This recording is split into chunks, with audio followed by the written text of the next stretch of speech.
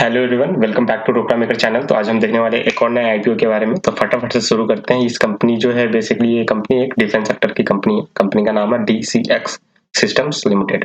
ये बेसिकली अभी अभी इसका आईपीओ आया था थोड़े दिन पहले, और इस आईपीओ से रिलेटेड मैं आपको फटाफट से डिटेल बता देता हूँ क्या क्या कैसे कैसे है।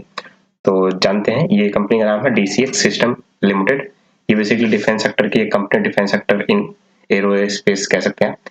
DCX सिस्टम जो है बेसिकली एक इंडिया की लीडिंग प्लेयर है in the manufacture of electronic सब सिस्टम्स एंड केबल हार्नेस। ये बेसिकली आपका 2011 में अपना ऑपरेशन शुरू किया था इन्होंने, और ये इंडिया की one of the most preferred offset partner है for the foreign original equipment manufacturer के रूप में ये। और किस लिए? तो बेसिकली ये executing arrow space and defence manufacturing projects के लिए।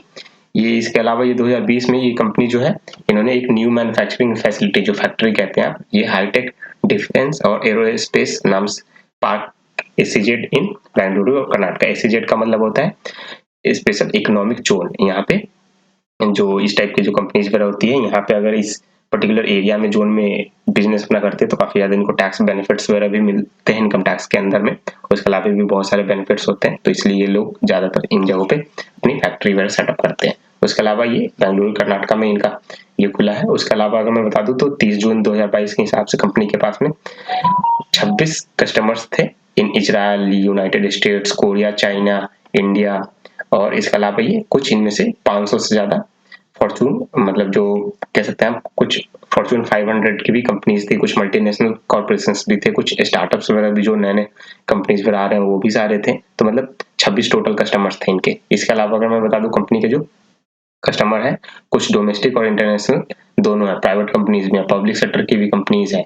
उसके अलावा ये डिफरेंट सेक्टर में भी और भी काम कर सकती हैं। इसके अलावा ये डिफेंस और एरोस्पेस के रिलेटेड वेंचर्स वगैरह, रेलवेज वगैरह, इन सबको भी अपनी सर्विसेज प्रोवाइड करते हैं, अपने मैन्युफैक्चरिंग किए हुए प्रोडक्ट्स वगैरह बेचती है। इसके अलावा अगर मैं कंपनी के कस्टमर्स कुछ की कस्टमर्स इन्होंने भी बताया है तो वो बता देता हूँ। Elta Systems Limited, Israel Aerospace Industries Limited, उसके अलावा system missiles and space division, Bharat Electronics Limited. उसके अलावा ये Astra Rafael Comsys Private limited. ये सारे कुछ इंपॉर्टेंट वाले मतलब की कस्टमर्स हैं इनके, जो मेन कस्टमर्स है। इसके अलावा अगर मैं बात करूं कंपनी के जो बिजनेस वर्टिकल्स क्या है, ये इन्होंने अपने फाइनेंशियल रेवेन्यू के फिगर्स दिए हैं, वो मैं नीचे आपको बताऊंगा थोड़ी देर में। उसके अलावा मैं बता दूं बिजनेस वर्टिकल्स के, तो बिजनेस वर्टिकल्स में इनके ये हैं बेसिकली सिस्टम इंटीग्रेशन करते हैं in the areas of radar system, sensors, electronic well warfare, missiles and communication system. उसके अलावा ये केबल और वायर हार्नेस असेंबलीज करते हैं, जैसे कि जितने सारा उपकरण लगे होते हैं उन सबको केबलिंग की जरूरत पड़ती है, ये सारी चीजें। उसके अलावा अगर मैं बताऊं तो कंपनी जो है बेसिकली असेंबली रेडी किट्स और of electronic and electro mechanical parts वगैरह ये भी सप्लाई करती है। उसके अलावा अगर मैं बताऊं कंपनी के जो फाइनेंशियल्स हैं, वो हमारे पास में 3 साल का डेटा दिया हुआ है। ये हमारे पास करोड़ में फिगर है। हमारे पास डेटा है 20, 21 और 22 का। टोटल एसेट्स 2020 में थे 658 करोड़, करीब करीब 700 करोड़ के आसपास। ये फिर 793 करोड़ हुआ 2021 में, और फिर ये 763 करोड़। तो ये इंटैक्ट है, कहीं ना कहीं थोड़ा सा मेंटेन करके चल रहे हैं, करीब करीब 750 800 के करोड़ के आसपास इनके पास में टोटल एसेट्स है। उसके अलावा टोटल रिवेन्यू की बात करें तो ये आप देख सकते हैं 2020 में हमारे पास में 465 करोड़ का टोटल रिवेन्यू था। उसके अलावा 2021 में ये 683 करोड़ का हुआ, तो ये बढ़ा। फिर पहले क्वार्टर का इन्होंने डेटा दिया 30 जून 2021 के हिसाब से 128 करोड़ एक ही क्वार्टर में ऑलरेडी ये फुलफिल कर चुके थे। उसके अलावा ये प्रॉफिट आफ्टर टैक्स भी 29 करोड़ का था 2021 में। उसके बाद 236 करोड़ की टोटल बोरिंग करी लिए, अभी 100 सवा सौ करोड़ के आसपास इनकी टोटल बोरिंग्स भी है। ऑब्जेक्ट क्या था इस आईपीओ को लाने के पीछे, कंपनी का क्या मकसद था? तो कंपनी बेसिकली आईपीओ लाके अपने कुछ रीपेमेंट और प्रीपेमेंट करने वाले थे सर्टेन बोरिंग, जैसे कि 100 करोड़ से ज्यादा इनके पास में बोरिंग्स है, तो वो सारी चीजें। उसके अलावा ये वर्किंग कैपिटल के रिक्वायरमेंट को भी मीट करने वाली थी। उसके अलावा ये इन्वेस्टमेंट इन होली ओन सब्सिडरीज, इनकी 1-2 सब्सिडरी भी बना रखी हैं जो कि कैपिटल एक्सपेंडिचर करती हैं, उसके लिए इसको फंड करना था, तो उसमें ये इन्वेस्टमेंट करनी थी। उसके अलावा ये जनरल कॉर्पोरेट्स के लिए यूज करने वाले जो भी पैसे बच जाएंगे। तो फटाफट से आईपीओ की डिटेल्स देख लेते हैं। आईपीओ जो है 31 अक्टूबर से स्टार्ट होके 2 नवंबर तक चलने वाला था। 2 नवंबर को क्लोज हुआ था, और इसकी जो आईपीओ की प्राइस पॉइंट थी 197 रुपए से लेकर 207 रुपए रखी गई थी। आईपीओ में हमेशा ही कोशिश करनी चाहिए कि आपको अपर प्राइस रेट पे जो है कि अपर कट ऑफ प्राइस पे ही अप्लाई करना चाहिए सो दैट कि आपको आईपीओ मिले, क्योंकि ज्यादातर यानी ऑलमोस्ट सारा आईपीओ जो है आपका ऑलरेडी ओवर सब्सक्राइब हो जाता है, और ओवर सब्सक्राइब में भी लॉटरी सिस्टम चलता है, तो वहाँ पे अगर आपने लोअर प्राइस बैंड पे अप्लाई किया होगा तो आपको पहले आईपीओ नहीं मिलेगा, ये आपका वैसे भी कैंसिल हो जाएगा।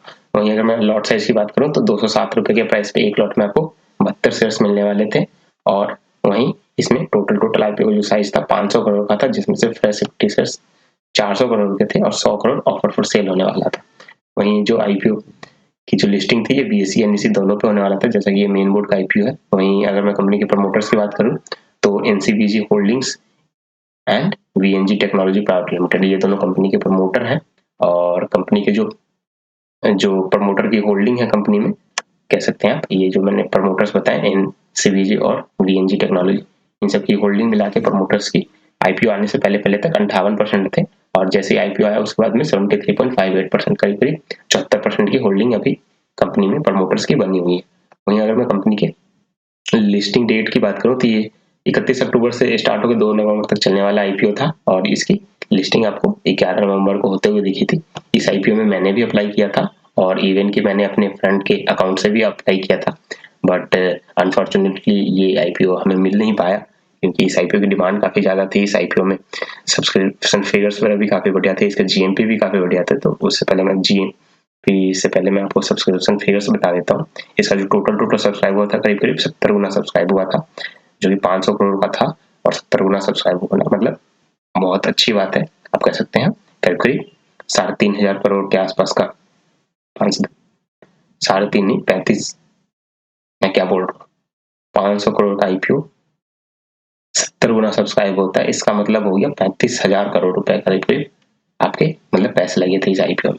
वहीं अगर मैं क्यूआईबी की बात करूं तो 84 टाइम्स सब्सक्राइब हुआ था, एच9 ने करीब 44 गुना सब्सक्राइब किया था, रिटेल वाले में भी 61 टाइम्स सब्सक्राइब हुआ था। तो आप समझ सकते हैं क्या ही रेशियो है कि 60-61 में से एक किसी को मिला ये आईपीओ, ऐसा कह सकते हैं। तो बहुत टफ चांसेस थे इसमें आईपीओ में अप्लाई करने के बाद अलॉटमेंट के।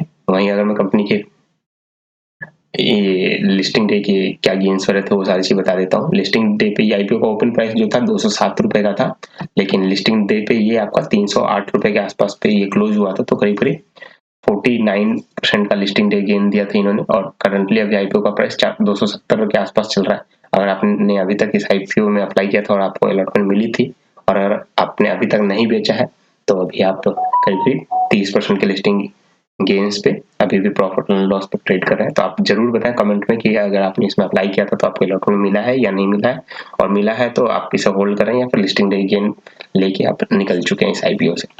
उसके अलावा कंपनी के जो रजिस्ट्रार थे Lincoln time India private limited थे, आपको भी पता है और मुझे भी पता है। Most of the IPO cases में जो रजिस्ट्रार जो होते हैं ये लिंकन टाइम इंडिया ही होती है, और जो कंपनी का रजिस्टर्ड ऑफिस है ये आपका बेंगलुरु कर्नाटका में है।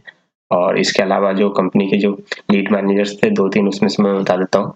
एडेलवाइज financial service limited, Axis Capital limited और सैफ्रॉन कैपिटल एडवाइजर्स लिमिटेड। तो ये आज की आईपीओ की वीडियो थी। इसके अलावा ये जो करंटली अभी आईपीओ का जो शेयर्स चल रहा है ये डीसीएक्स लिमिटेड का, ये आपका करीब 270 रुपए के आसपास चल रहा है। तो इन्होंने काफी अच्छे लिस्टिंग गेन्स दिए थे, करीब 50% के आसपास, तो जो कि काफी बढ़िया होते हैं। बस इसमें अलॉटमेंट के चांसेस काफी कम थे।